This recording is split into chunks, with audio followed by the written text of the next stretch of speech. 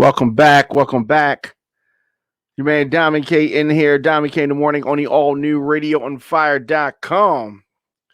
See if we get this thing going. A lot of things to get into today. A lot of news out there. Thanks for joining me, by the way, on all social media. Looks like at the Diamond K Show at Radio on Fire. Man. Once again, the former president doing things differently than others with regards to being the under investigation, criminal investigation. The Trump Organization, not a company that you can trust, it appears. We're going to get into that. New York AG Letitia James making some announcements last night. We're going to talk about that. Here in the program, we deliver the biggest political and trending news stories of the day with interviews and original reporting from across the country. Emanating from our studios in Baltimore and Atlanta. Show is fun, show is upbeat, but I also want to expose what is really going on in this country. And as I said at the top of the show, there's a lot going on. Radio on Fire gives you the American story from the Black perspective, Black American perspective. New episodes of the program drop Monday through Friday, 8 a.m., but I don't want you to miss any of our live broadcasts in addition to our 8 a.m. show. We drop content throughout the day as news happens. Hit that notification bell so you get an alert whenever we go live. Talked about this earlier, and that is the passing of legendary comedy writer, stand-up comedian, actor, Paul Mooney, passing away today, 79 years old. I want to say rest in peace to a very, very funny guy. Very funny guy. Talking about that. Suffered a heart attack, by the way. And had a chance to see him live in Baltimore. And he didn't look like himself at that time. And this was several years back. So as I said, 79 years old, and definitely from everybody here at Radio on Fire, we want to send our condolences to the family and strength and all that. So back to the former president Donald Trump. When it seems like he can't get any lower, when it seems like his corruption has peaked, more stuff happens.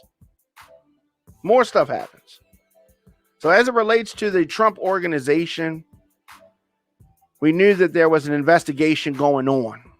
We knew that. And the New York Attorney General, Letitia James, investigating Trump's business, the Trump Organization. So she's investigating that business.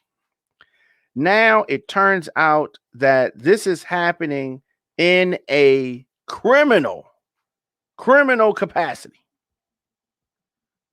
This is need I remind people, this is the former president of the United States.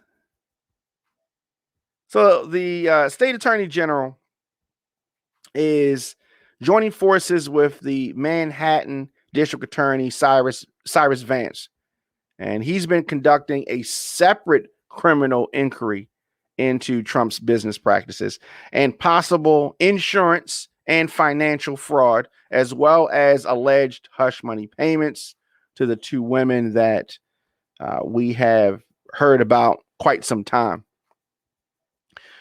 So the president in the past has refused to cooperate with the investigations. No surprise there that he is refusing to cooperate. I don't think that that's going to hinder anything. But that's just what's happening. So he's refusing to cooperate. They are pushing forward nonetheless. So a brief recap.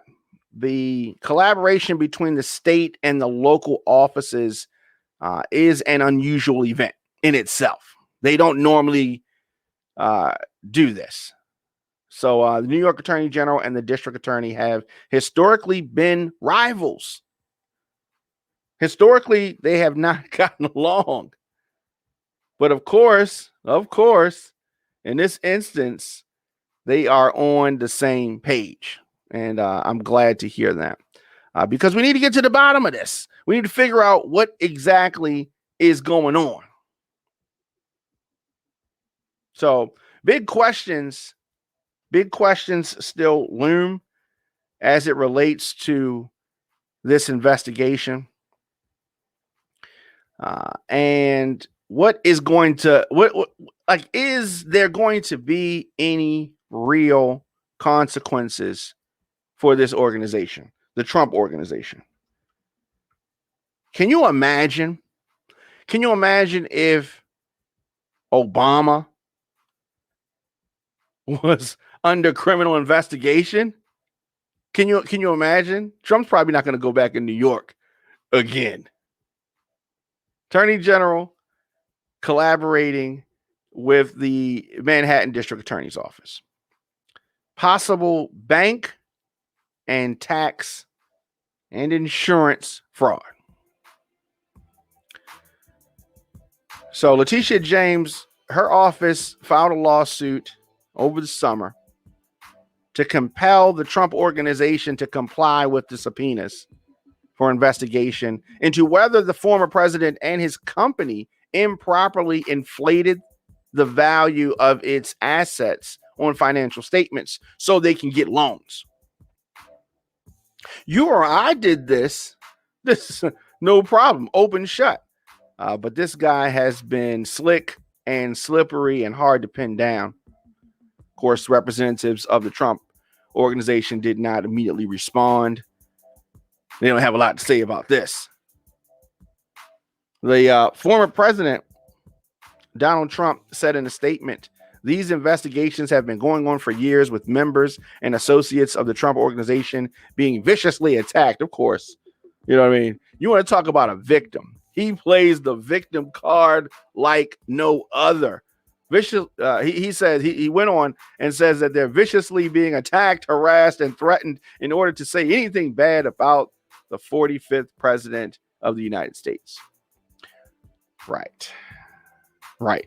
This would include having to make up false stories, he claims, without providing evidence. I'm sure that there's a lot of evidence.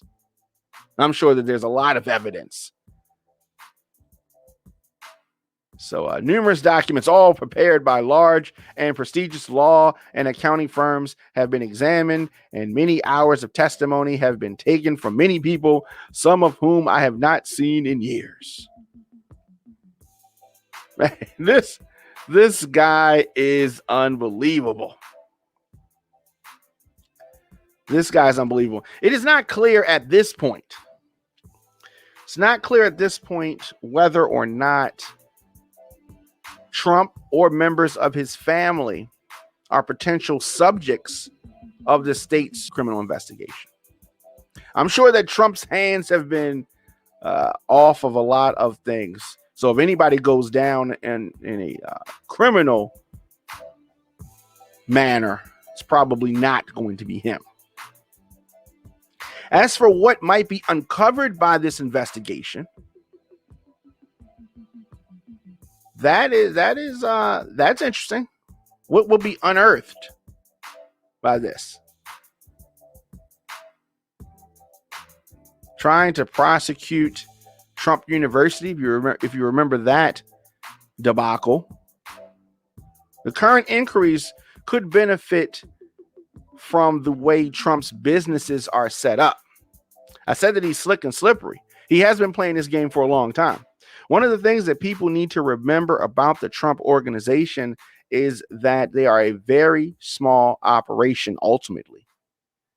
Basically run by a very small handful of people. They outsource most things.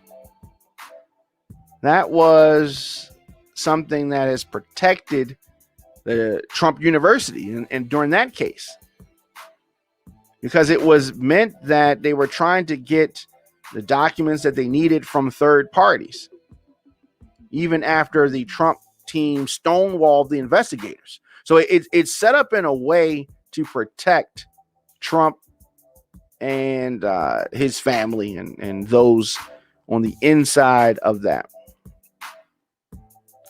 So James' office began looking into the Trump organization, the Trump business, and the real estate holdings as part of a civil matter over what it is said was a potential pattern of undervaluing properties on certain official forms and then grossly overvaluing them on others to avoid paying taxes.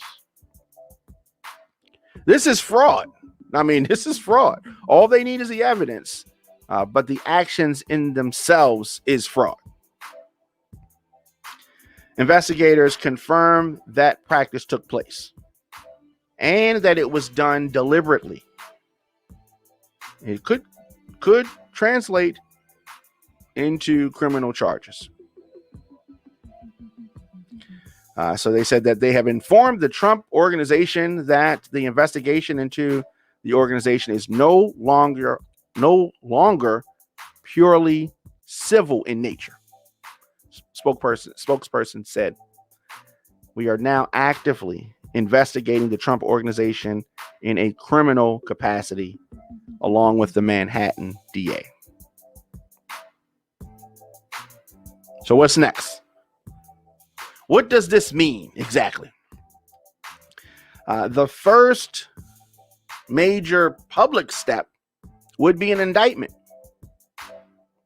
And if prosecutors decide the evidence warrants criminal charges, they'll need to act quickly because the statute of limitations would come into play for some of the past transactions. So if this is going to go down, it's going to happen relatively soon. Vance warned last summer that if the potential case against Trump isn't handled with urgency, the statute of limitations on some of these charges would effectively give Trump immunity the former president tried unsuccessfully to claim in court. So we're getting down to the wire. We're getting down to the buzzer. After a while, this is not even going to be an issue for any of them. And I'm sure that that's something that Trump is banking on, is hoping happens. He would love to get away with this scot-free. Let us know your thoughts in the comment section. Instagram, Facebook, Twitter, LinkedIn, TikTok, at The Diamond K Show, at Radio on Fire. Of course, Diamond K in the morning. New episodes dropping 8 a.m. wherever you get your podcasts. Stitcher, Spotify, Apple Podcasts, Google Podcasts, WRF Radio, and Radio on Fire. We have a brand new app that will be dropping in June for Radio on Fire. So excited about that. But as far as the Trump organization goes, time's going to tell what's going to happen there. I'm predicting nothing, but it has been interesting theater to watch. But as far as I'm concerned, this is a whole lot of nothing.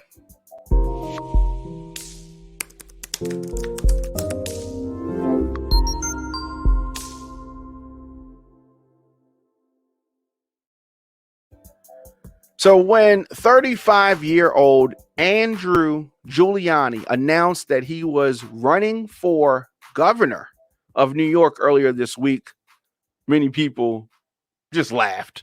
I mean, he's funny. I mean, he, I guess, thought that he was going to erase concerns about his very young, very tender age, 35, but he's going to be the governor at 35. So he makes some just idiotic statements, and he usually makes idiotic statements, right? Usually does. So here's the math of a Trump supporter, the average Trump supporter. Giuliani, the son, Andrew, has never held public office. I guess he figured that being the son of a former New York City mayor, Rudy Giuliani, should count for something. She should get something out of that, right? Apparently, that is why this brainiac suggested that he spent parts of 5 decades in politics. Parts of 5 decades. He's 35. Of course, that didn't hold up to the most basic fact checking. But Giuliani, the younger, he wanted to double down on these ridiculous claims. Here is Andrew Giuliani. What makes you qualified for this? Sure. Well, I am the only candidate that spent parts of 5 different decades of my life in politics or public service. How do you get 5 decades? You're only 35. I think it's going to go over with New York. Parts of 5 decades. Let me clarify. I said parts of 5 decades in there. So if we go back through it, my father's first campaign was 1989. So we could do the math. I spent 32 years in politics. He spent parts of 32 years in politics. So he was 3 years old. He was, I mean, a lot of the things that Giuliani does are ridiculous. And maybe it might seem like a 3-year-old was aiding him. But Andrew Giuliani claiming that he spent 32 years in politics when he's 35 years old is absurd. I mean, I have a hard time trying to understand how involved a child could be in a political campaign, because he obviously was not involved in any policy discussions. Andrew Giuliani running for governor of New York. That is something that I guess I assumed that I could possibly see happening, but any chance of winning, I mean, this guy is ridiculous.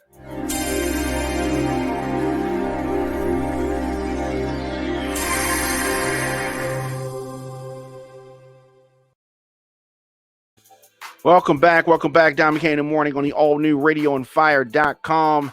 Make sure you visit us for the latest news, culture, and, of course, the hottest music. radioandfire.com. Send your songs. djdonmckay@gmail.com. But radioandfire.com is where you go. So Maryland is the latest state to approve a law allowing college students, the athletes, college athletes, to earn money from endorsements. Maryland's Governor Larry Hogan signed the legislation earlier this week. The Republican governor also signed a separate measure to implement sports betting in the state, as Maryland is going to join other states who have legalized sports wagering since the Supreme Court cleared the way back in 2018, and we talked about it then, and it seems like it is finally going to happen. Maryland voters approved sports betting on a ballot question in November, and a bill has been signed by Governor Hogan, which includes provisions for how sports betting will be implemented in the state of Maryland. The law will allow sports wagering at casinos, the stadiums where the state's 3 professional sports teams play, and horse racing tracks. This is big. The state also is allowing 30 licenses, 30, for businesses that want to offer sports betting, and up to 60 more licenses for online betting. Sports wagering could begin as soon as this fall. So some sports and gambling fans say this is long overdue. I think this is long overdue, as there's a lot of money in this. Can definitely say that. This bill is also an important statement that our state government is going to prioritize the health and financial needs of some of our student athletes. So that is major. That is major. Action by the state legislatures has put pressure on finding a national response to avoid patchwork from state laws. They could just have one thing that was just across the board. That would be amazing. But I doubt that that's going to happen. More than a dozen states have approved laws to allow athletes to be compensated for the use of their name, image, or likeness. I mean, for years, they've been making money off these student athletes. And now finally, it looks like there's going to be an opportunity for student athletes to make some money. Do you think that this is a good thing? Do you think this is a bad thing? Let us know your thoughts in the comment section.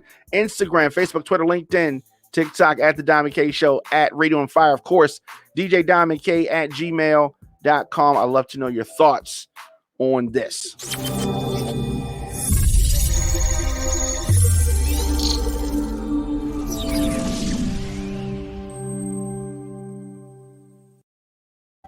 So last week we were talking about gas shortages, gas prices, lines at the gas station, all because the Colonial Pipeline was hacked. And this was the largest supplier of gas for the Southeast, the East Coast. Colonial Pipeline confirmed that it paid $4.4 million to these hackers. $4.4 million. They are the operators of the nation's largest fuel pipeline. And they confirmed this payment to this gang who broke into their computer systems. They announced this and said today that after it learned of the May 7th ransom attack, the company took its pipeline system offline and needed to do everything in its power to restart it quickly and safely, and made the decision to pay the ransom. The decision was not made lightly, they said, but it was one that had to be made. Tens of millions of Americans rely on Colonial hospitals, emergency medical services, law enforcement agencies, fire departments, airports, truck drivers, and the traveling public. So they said that it's your fault that we had to pay this. No, it's one of those things. I wish that it didn't happen, but FBI, of course, discourages making ransom payments to ransomware attackers because paying encourages criminal networks around the globe who have hit thousands of businesses and healthcare systems in the United States in the past year alone.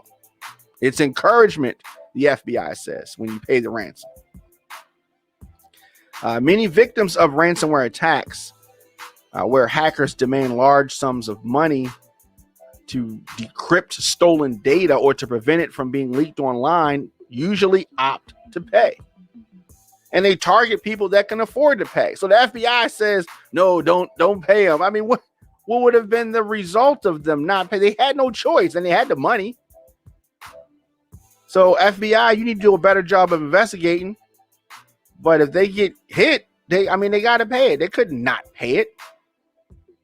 I mean, multiple sources had confirmed that Colonial Pipeline had paid the criminals. Associated Press put it out there first that Colonial Pipeline paid the ransom of nearly $5 million, so $4.4 million. And this was paid in cryptocurrency for the software decryption key required to unscramble their data network. So you want to talk about being backed into a corner. They didn't have a choice. The pipeline system delivers about 45% of the gasoline consumed on the East Coast. And Colonial is based in Alpharetta, Georgia. And they halted their supplies, the fuel, for nearly a week. That led to panic buying, gasoline shortages, prices going up from Washington, D.C. all the way down to Florida. So the pipeline restarted about a week ago, and it took some time to resume a full delivery schedule, and the panic buying that led to the gasoline shortages. More than 9,500 gas stations were out of fuel on Wednesday, including half of the gas stations in Washington, D.C. 40% of the stations in North Carolina out of gas. and the FBI says, don't pay the ransom. Right? These are probably also say people it's like we don't negotiate with terrorists. We are the terrorists, but we don't normally negotiate with terrorists.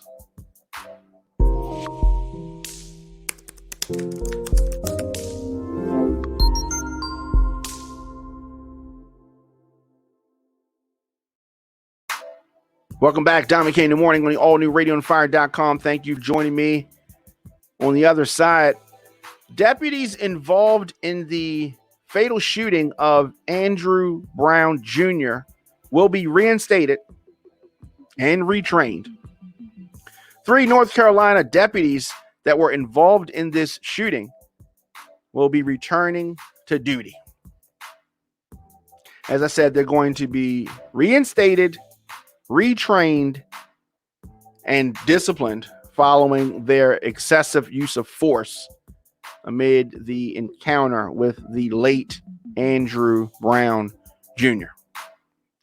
Brown was approached by deputies who set out to search his vehicle for drugs using a search warrant. He was asked to stop his vehicle, but reversed the car instead of complying with the officer's orders. Officers claimed that he drove the car in their direction. He actually hitting them twice is what they said. And the officers then fired.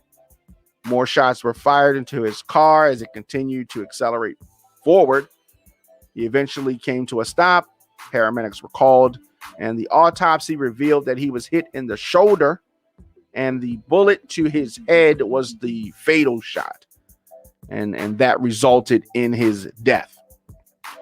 During a press conference yesterday, the sheriff, Tommy Wooten, announced that disciplinary action would be taken against the deputies involved. He also said that they were justified in their shooting. If they were justified, and what is this supposed disciplinary action is going to be taken? It's contradicting itself. Anyway, he said that they would not be criminally charged and would be allowed to return to work. He said this, that when you employ a car in a manner that puts officers' lives in danger, that is a threat. District Attorney Andrew Womble added that after playing the clip of the video, and I don't care what direction you're going, forward, backwards, sideways, I don't care if you're stationary, and neither do our courts and our case law. There you have that. According to Chantel Sherry Lassiter, the attorney representing the Brown family, the late man's relatives are outraged and very disappointed by this decision. She added that she was unaware of what disciplinary actions against the authorities were going to take place, and they said that they think it should be severe. I don't see how it's going to be severe. They're getting their jobs back. They're gonna have to go to some training classes, watch a few videos, sign some papers. I mean, this is not discipline. So she claims that they did not follow their own policies and they were not being safe during the entire interaction. I know in Baltimore, when guys are riding dirt bikes on the street, police don't even chase them anymore because of the danger that it causes during the pursuit. Because you had so many situations where police cars were crashing into cars that weren't even involved while they're trying to chase these guys on dirt bikes on the streets. Because doing that puts people in danger. So I'm drawing a parallel here. But, you know, the family wants to get access to the investigation report into the shooting. And if you've had an opportunity to view the video, the family wants to view the video in its entirety instead of a clip on the screen like we saw today, that we can make get more clarity about what happened. They said that they want more transparency. I think that it is sad what happened. There's so many things that we wish had happened differently. Just a sad case. I just don't understand how they claim that these officers are going to be disciplined, but they're going to be reinstated and retrained. And they're going to be retrained by the same folks that trained them in the first place to do this wrong stuff. Judgment. These are issues of judgment. I don't know if you can teach judgment. You either have good judgment or you don't. And what they really need to change is who they hire. Who they hire. Your man Diamond K. Let me know your thoughts in the comment section. Instagram, Facebook, Twitter, LinkedIn, TikTok at The Diamond K Show, at Radio on Fire.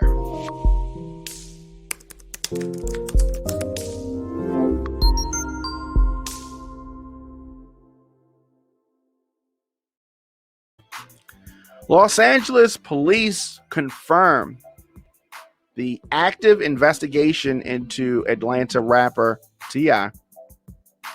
The Los Angeles police confirmed that they are investigating a sexual assault case involving the rapper and the actor, known offstage as Clifford Harris, named specifically in the investigation.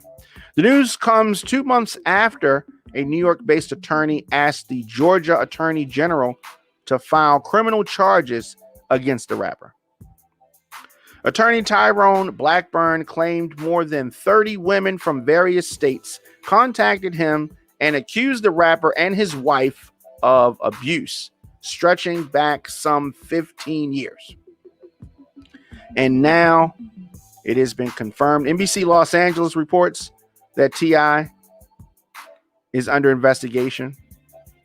The New York Times also spoke to one of the alleged victims, who said that she believes she was drugged while socializing with the couple, T.I. and Tiny Harris, at a LA nightclub. A spokesperson for T.I. said that they have received no word from the police on this investigation. The Harrises have not spoken to or been contacted by the Los Angeles Police Department, LAPD, the Las Vegas Police Department, or indeed any member of law enforcement from any jurisdiction in any country. In the country, right? I mean, this case is just such a bad look. Such a bad look. It appears that the LAPD accuser has chosen once again to remain anonymous, thereby preventing us from being in a position to disprove or refute her allegations. I mean, I don't understand why they need to know who it was in order to refute it. Did you do this or didn't you? So they need to see who it was. Is it her? Oh, no, we ain't do nothing to her. Like, either they did something or they didn't. Attorney representing the accusers released a statement on the investigation. We are pleased with the latest development from the LAPD. They showed great concern and are moving forward with an investigation into the allegations of abuse, rape, and drugging by Clifford T.I. Harris and Tamika Tiny Harris.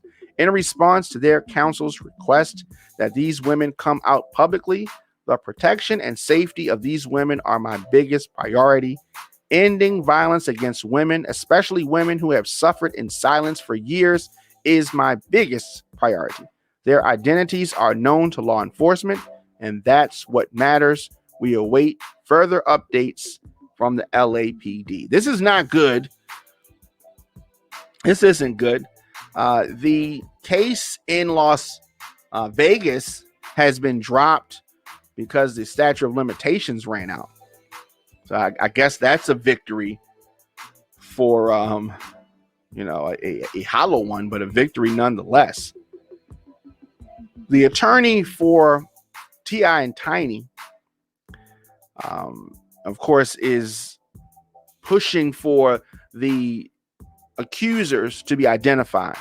I don't know why that is. I mean, he says it's so they can defend themselves, but also there would be such a great deal of public scrutiny on these women if they were identified. And I think that they're counting on that.